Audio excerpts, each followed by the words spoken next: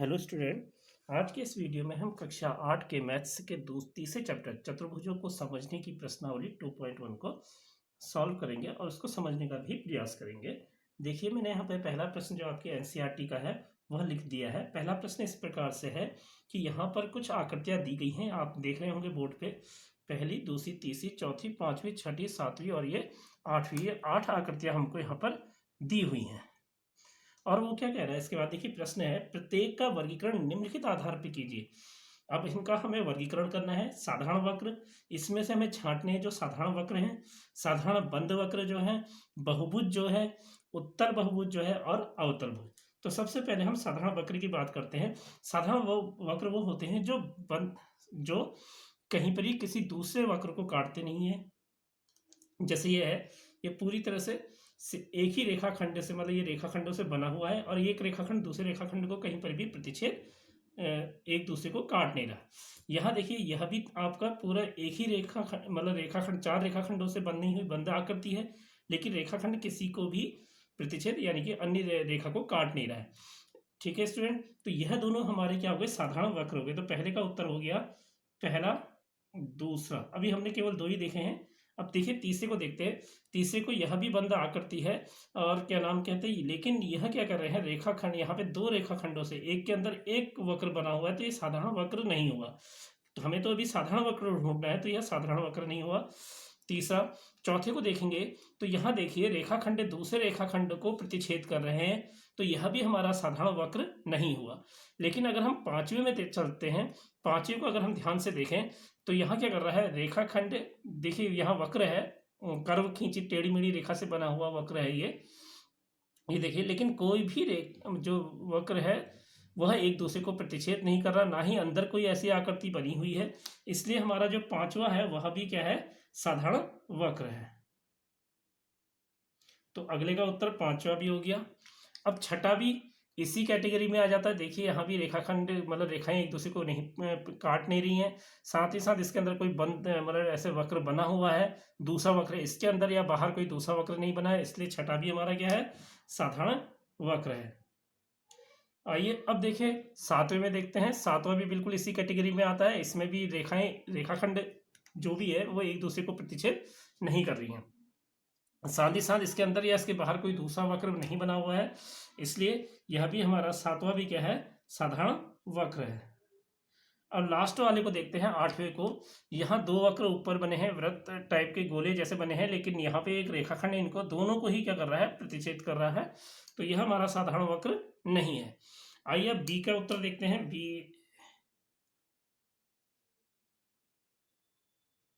B वाले का उत्तर देखिए, साधारण बंद वक्र। साधारण वक्र भी होने चाहिए और वे सब के सब क्या होने चाहिए, बंद भी होने चाहिए, कहीं से खुले हुए नहीं होने चाहिए। अगर हम पहले वक्र की बात करते हैं, यह भी हमारा क्या है, देखिए सब रेखाखंडों से बंद है, पूरी तरह से कहीं से भी खुला हुआ नहीं है, इसलिए बंद वक्र है। और साधारण तो यह है ही, पहले हम इसको लिख चुके हैं। तो पहला हमारा साधारण बंद वक्र में आ गया। अब दूसरे की बात करते हैं। दूसरा भी देखिए, दूसरी आकृति भी हमारी पूरी तरह से क्या है, बंद हुई है, घिरी हुई है, कहीं से भी खुली हुई नहीं है। साधारण वक्र भी यह है। क्यों साधारण वक्र कब है, क्योंकि ये वक्र एक रेखाखंड जिसमें दूसरे को प्रतिच्छेद ना करे वह साधारण वक्र होता है, या जिसके अंदर या बाहर कोई अन्य वक्र ना बना हो, वो ऐसे वक्र हमारे साधारण होते हैं। ठीक है, तो ये हमारा साधारण वक्र भी है और साथ ही साथ बंद भी है, तो ये साधारण बंद वक्र, यानी कि दूसरा हमारा क्या हो गया, साधारण बंद वक्र। ठीक है, तीसरा हमारा साधारण वक्र नहीं है, बंद वक्र तो है लेकिन साधारण वक्र नहीं है, क्योंकि इसमें एक वक्र के अंदर दूसरा वक्र बना हुआ है। ठीक है, चौथा भी हमारा साधारण वक्र नहीं है, तो इसको भी हम छोड़ देंगे, हमें साधारण बंद वक्र ढूंढते हैं। पांचवा जो है साधारण वक्र है और कहीं से भी ये खुला हुआ वक्र नहीं है, तो पांचवा भी हमारा क्या है, साधारण बंद वक्र में आ जाएगा। छठा भी इसी प्रकार का है, छठे में भी, और सातवां भी हमारा साधारण बंद वक्र है। अब बात करते हैं बहुभुज।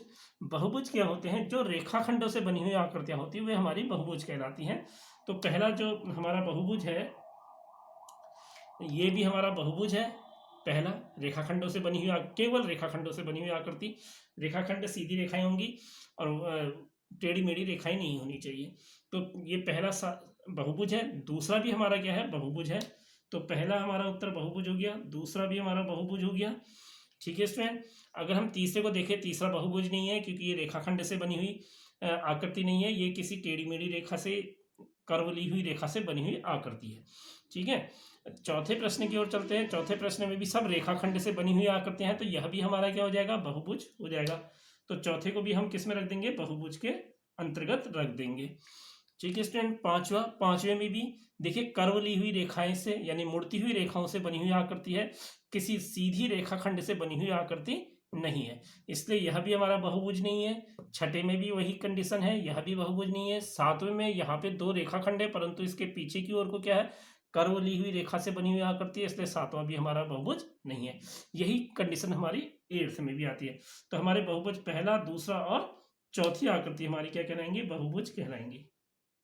आई होप आपको यहां तक समझ में आ गया होगा। चलिए अब हम डी की ओर चलते हैं, डी प्रश्न का उत्तर ढूंढते हैं। देखिए डी में हमें क्या देखना है, उत्तल बहुभुज। उत्तल बहुभुज मैंने आपको इससे पहले बता दिया है, अगर हम बहुभुज में विकर्ण खींचने लगेंगे, अगर वह विकर्ण उसमें से सारे के सारे विकर्ण, उसमें जितने भी संभव विकर्ण हैं सब अंदर ही बन रहे हैं, कोई भी विकर्ण बाहर नहीं आ रहा है, तो वो उत्तल बहुभुज है। तो अगर हम इसमें देखेंगे, इसको अगर हम ध्यान से देखेंगे, इसमें इन दोनों शीर्षों को अगर हम मिला दें तो ये बहुभुज, इसमें हमारा क्या हो रहा है, विकर्ण कहाँ की ओर आ रहा है, बाहर की ओर आ रहा है। तो ये तो उत्तल बहुभुज नहीं हुआ, तो ये किस में आ गया, अवतल में। अवतल बहुभुज में क्या होता है कि कम से कम एक विकर्ण बाहर बने। तो मैं साथ ही साथ दोनों के उत्तर लिख देता हूँ, अवतल का भी लिख देता हूँ। तो पहली आकृति तो हमारा अवतल बहुभुज है। ठीक है स्टूडेंट। अच्छा अब इसमें देखते हैं विकर्ण क्या होता है, सम्मुख शीर्षों को मिलाने वाला रेखाखंड। देखिए इसका ये वाला रेखाखंड अगर हम मिलाते हैं, सम्मुख शीर्षों को मिलाने वाला रेखाखंड, एक शीर्ष ये आमने सामने के शीर्षों को मिला रहे हैं, तो ये रेखाखंड हमारा कहाँ की आ रहा है, बहुभुज के अंदर बन रहा है। इसी प्रकार से इन दोनों शीर्षों को मिलाने वाला रेखाखंड विकर्ण, यानी कि इसके दो के दो, इसमें दो विकर्ण बनने हैं और दोनों के दोनों विकर्ण क्या बन रहे हैं, अंदर की ओर बन रहे हैं, तो ये उत्तल बहुभुज हो गया। ठीक, कोई भी इसमें विकर्ण संभव बाहर की ओर संभव नहीं, लेकिन पहले वाले में विकर्ण कहाँ बन रहा है, बाहर की ओर बन रहा है, अवतल है। अब हम अगला बहुभुज हमारा कौन सा है, चौथा बहुभुज है, चौथी आकृति हमारी बहुभुज है। अगर हम इसमें दो शीर्षों को देखें, कोई भी दो शीर्ष देखें, तो कम से कम एक विकर्ण हमारा क्या होना चाहिए, बहुभुज के बाहर। देखिए ये इस शीर्ष और इस शीर्ष को अगर हम लेते हैं तो ये विकर्ण हमारा कहाँ की ओर आ जाता है, बाहर की ओर हो जाता है। तो चौथा भी हमारा क्या है, अवतल बहुभुज। आई होप कि ये प्रश्न आपको समझ में आ गया होगा। आइए स्टूडेंट अब हम अगले प्रश्न की ओर चलते हैं, प्रश्न नंबर 2 की ओर। स्टूडेंट प्रश्न नंबर 2 मैंने बोर्ड पे लिख दिया है। प्रश्न नंबर 2 इस प्रकार से है कि निम्नलिखित प्रत्येक में कितने विकर्ण हैं। पहला है उत्तल चतुर्भुज, दूसरा है समषटभुज और अक्षीय वाला है एक त्रिभुज। तो इसको हल करते हैं। तो इसके लिए मैंने पहले से ही चित्र बना दिए हैं। उत्तल चतुर्भुज, सामान्यतः हम जो चतुर्भुज पढ़ते हैं सबके सब क्या होते हैं, उत्तल चतुर्भुज को ही हम पढ़ते हैं। तो ये हमारा उत्तल चतुर्भुज है। उत्तल चतुर्भुज मतलब जिसके सारे के सारे विकर्ण उस चतुर्भुज के अंदर ही बनेंगे। तो मैंने एक चतुर्भुज बना दिया है। बी दूसरा समषटभुज है। देखिए 1 2 3 4 5 6 भुजा है इसकी है, तो समषटभुज हो गया। सी हमारा क्या है, एक त्रिभुज है। तो सबसे पहले हम उत्तल चतुर्भुज में विकर्ण को खींचते हैं, उसके बाद हम गिन लेंगे कि कितने विकर्ण उसमें हैं। तो देखिए विकर्ण क्या होता है, परिभाषा मैं पहले भी बता चुका हूँ इससे पहले वाले वीडियो में, यहाँ पर भी मैं आपको बता रहा हूँ कि विकर्ण हमारे क्या होते हैं, किसी भी बहुभुज में, किसी भी बहुभुज में उसके सम्मुख शीर्षों को मिलाने वाला रेखाखंड जो होता है वही हमारा क्या कहलाता है, विकर्ण कहलाता है। आसन शीर्षों को छोड़कर, आसन मतलब समीप के शीर्षों, या इन दोनों शीर्षों को हम के रेखाखंड को हम विकर्ण नहीं कह सकते, दोनों आसन शीर्ष हैं, ये भी आसन शीर्ष हैं दोनों। इसी प्रकार से ये दोनों शीर्ष क्या है, आसन है, ये दोनों शीर्ष क्या है, आसन है। तो सम्मुख शीर्ष कौन से हो गए, ये और इसके सामने वाला शीर्ष, इसको मिलाने वाला ये एक विकर्ण इसमें खींच दिया। ठीक है स्टूडेंट। इसी प्रकार से एक विकर्ण हम ऐसे खींच सकते हैं। तो इसमें कितने विकर्ण खींचे जा सकते हैं, 2। ये आसन सम्मुख शीर्षों को मिलाने वाला रेखाखंड एक ये हो गया, इन दोनों को मिला सकते हैं, इन दोनों को मिला सकते हैं। तो 2, इसमें विकर्ण की संख्या हमारी कितनी हो गई, 2। तो यहाँ पे हमारा पहले प्रश्न का उत्तर क्या हो गया, उत्तल चतुर्भुज में कितने विकर्ण होते हैं, 2 होते हैं। चलिए अब समषटभुज में देखते हैं कितने विकर्ण हमारे बन सकते हैं। तो इसको भी हम गिन लेंगे। तो पहले एक शीर्ष से स्टार्ट करते हैं, इससे लेते हैं एक विकर्ण, तो हम ये खींच सकते हैं 1, दूसरा ये हो गया 2, तीसरा ये विकर्ण ये हो गया। इन दोनों शीर्षों को मिला सकते हैं। ठीक है, इनको नहीं मिला सकते, इसको और इसको नहीं कर सकते हैं। ठीक है, तो अभी तो 3 विकर्ण हमने बना लिए हैं। अब देखिए अब वाला शीर्ष लेके चलते हैं, यहां से हमारा एक विकर्ण ये हो गया 4, दूसरा ये हो गया 5, तीसरा ये हो गया 6। 6 विकर्ण हमने यहाँ पे खींच लिए हैं। अब देखिए 6 विकर्ण हो गए, इन दोनों को मिला लिया, ठीक है। तो 6 विकर्ण हो गए। अब इससे लेते हैं, इससे एक विकर्ण ये खींचा जा सकता है 7, और एक ये 8 विकर्ण खींचे जाएंगे, ठीक है स्टूडेंट। इसके अलावा और कौन से विकर्ण खींचे जाए, अब इस शीर्ष को चलते हैं। अभी तक 8 विकर्ण हो चुके हैं। एक ये खींचा जा सकता है, एक 9 विकर्ण हो गए। अब इसको देखते हैं, ये 1 2 3, इसी प्रकार से यहाँ से 1 2 3, तो सबसे हमारे विकर्ण खींचिए तो कितने विकर्ण हो गए हमारे? 9 विकर्ण यहाँ पे खींच इसमें बन सकते हैं, ठीक है। इसमें आप खुद से ड्रॉ करना, आपको खुद ही पता चलते रहेगा। अच्छा, अब हम चलते हैं त्रिभुज में, कि त्रिभुज में कितने विकर्ण होते हैं, इसको बनाने की कोशिश करते हैं। देखिए इसमें ये दोनों शीर्ष अगर हम लें तो ये दोनों शीर्ष आसन शीर्ष हैं, ये दोनों शीर्ष हमारे आसन शीर्ष है, तो इनके यहाँ पे हम इन विकर्ण नहीं खींच सकते। इसी प्रकार से अगर मैं याला शीर्ष ले लूँ तो इस शीर्ष में इन दोनों में देखिए ये भी आसन शीर्ष है, ये भी आसन शीर्ष है, तो इसमें कोई भी विकर्ण नहीं खींचा जा सकता है। तो एक त्रिभुज में विकर्णों की संख्या कितनी होती है? 0 होती है। आई होप कि आपको यह क्वेश्चन समझ में आ गया होगा। चलिए स्टूडेंट, अब हम अगले प्रश्न की ओर चलते हैं। अब अगला प्रश्न बोर्ड पे प्रश्न नंबर 3 है, उत्तल चतुर्भुज के कोणों के मापों का योगफल क्या है? यदि चतुर्भुज उत्तल ना हो तो क्या यह गुण लागू होगा? हमें ये ज्ञात करना है। तो पहले हम उत्तल चतुर्भुज के कोणों के मापों का योगफल क्या है इसको ज्ञात कर लेते हैं। तो इसके लिए मैंने एक चतुर्भुज यहाँ पे बना लेता हूँ। तो कोई भी किसी भी प्रकार का आप एक चतुर्भुज ले सकते हैं, चतुर्भुज जिसमें 4 भुजाएं होती हैं। तो हमें क्या करना है, इसके चारों कोणों का योग ज्ञात करना है। 4 कोण, ये 1 2 3 और 4। चलिए इसको नाम देते हैं ए बी सी और डी, ठीक है। तो इसके चारे कोणों का योग जो 4 कोण है, एक कोण ये बना है, एक कोण यहाँ पे है, एक कोण यहाँ पे, एक कोण यहाँ पे, इनका योग कितना होता है ये हमें ज्ञात करना है। तो इसको ज्ञात करने के लिए हमें पहले से मालूम है, हमें क्या मालूम है कि त्रिभुज के तीनों कोणों का योग कितना होता है? 180 अंश होता है, उसको लेके चलेंगे। तो इसमें क्या करेंगे, एक विकर्ण खींच लेंगे। चाहे तो आप ए और सी को मिला लो, चाहे बी और डी को मिला लो, कोई भी एक विकर्ण आप खींच लो। तो अब आप इसमें क्या देखेंगे कि 2 त्रिभुज बन गए, एक त्रिभुज ये बना है, दूसरा त्रिभुज ये। क्योंकि हमें क्या मालूम है, त्रिभुज के तीनों कोणों का योग कितना होता है? 180 अंश होता है। तो इसका एक कोण, तो चलो इसको हम संकेत से लिख देते हैं 1, दूसरा कोण यह है 2, तीसरा कोण यह है 3, ठीक है। तो इन तीनों कोणों का योग हमारा जाएगा कोण 1 प्लस कोण 2 प्लस कोण 3 बराबर 180 अंश। चलिए इसको नंबर 1 कोई समीकरण मान लेते हैं। ये तो हमारा पहले त्रिभुज आ गया। त्रिभुज क्या हो गया? ए बी डी में। तो यहाँ पे लिख देता हूँ, इसको ऐसे मैंने प्रारंभ में लिखना था, त्रिभुज ए बी डी में हम इस त्रिभुज के अंतर्गत गए ना। तो इसी प्रकार से अब दूसरे त्रिभुज में, दूसरा त्रिभुज का नाम क्या हमारा? B C D, B C D, ये देखिए बी सी डी। इस त्रिभुज में देखते हैं, एक कोण ये हो जाएगा हमारा 4 मान लेते हैं, इसको चलिए 5 मान लेते हैं, इसको 6 मान लेते हैं। तो कोण 5 प्लस कोण 6, सॉरी कोण 4, पहला 4 है, दूसरा 5 है, फिर तीसरा 6। यहाँ भी त्रिभुज के तीनों कोण हैं, इनका योग कर लेते हैं 180 अंश। तो ये हमारा 2 बन गया। इन दोनों को जोड़ देते हैं, 1 और 2 को जोड़ने पर, ठीक है। इन दोनों को जोड़ लेते हैं, जोड़ने पर क्या आता है देखते हैं।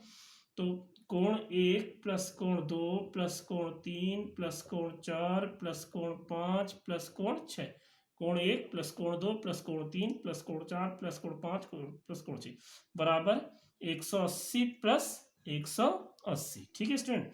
कोण 1 और कोण 6 एक साथ जुड़े हुए हैं, इनको एक साथ लिख लेते हैं, ठीक है।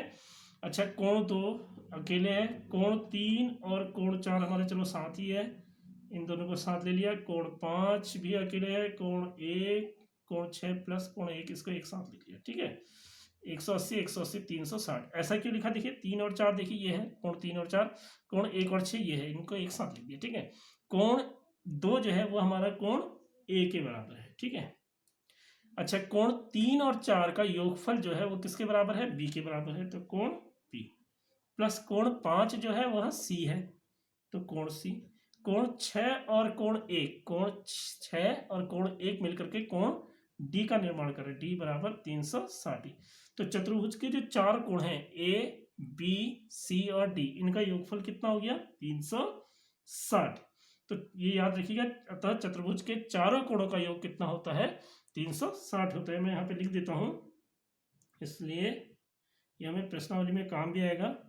चतुर्भुज के चारों